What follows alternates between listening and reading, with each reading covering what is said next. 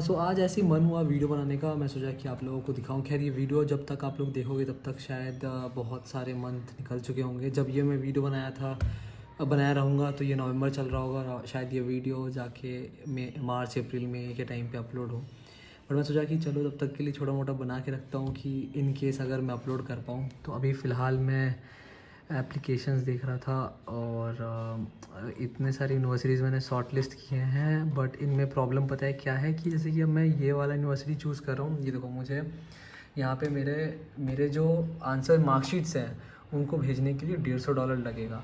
खैर ये दो जो है, ये दो अमाउंट मुझे वन टाइम पे करना होगा। बट ये भी वन टाइम ही है।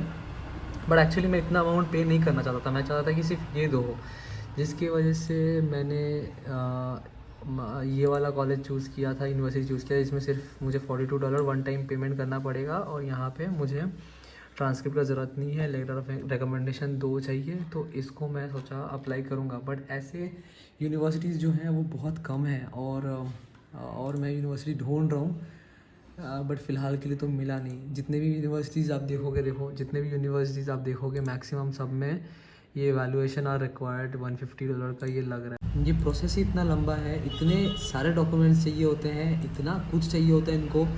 अभी ये डॉक्यूमेंट जो मेरा ट्रांसक्रिप्ट है, मतलब जो मेरे मार्कशीट्स है, उसको मुझे यूनिवर्सिटी भेजना होगा, जो जिस यूनिवर्सिटी में मैं अप्लाई करूँगा। अब ये भेजने के चक्कर में मेरा कम से कम 15-20 हज़ार रुपये का खर्चा है।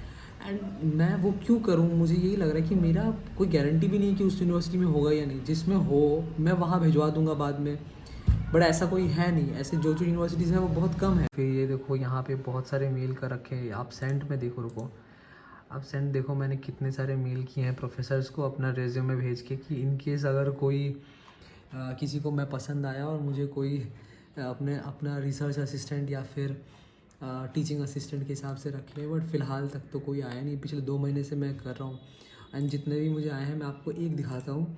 तो मुझे जितने भी आए हैं मैक्सिमम का सेम ही रीज़न रहता है कि आइदर वो कहीं और है, कुछ और जगह पे है, या फिर उनके वहाँ पे अवेलेबल नहीं है ये चीज़। ये देखो जैसे कि ये लिखा है कि I regret that I am currently on medical leave पे बंदा and not in position to take on students any event और LLM programme is primary course not primarily a thesis based program, funding opportunities are somewhat limited।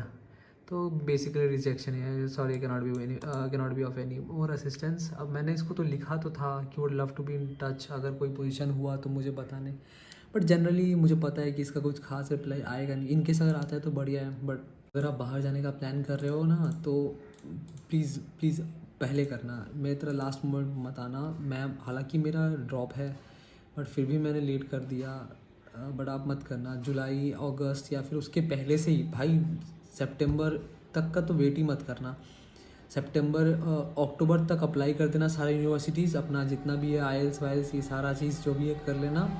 और जून के side मैं बोला, जून के side में अपना प्रोसेस तो चालू कर देना कि कम से कम 10 यूनिवर्सिटीज़ आप शॉर्ट लिस्ट कर लो कि किस किस में जाओगे। अगर आप अप्लाई कम में भी अप्लाई करते हो इन केस, फिर भी आपके पास तो कुछ तो रहेगा ना।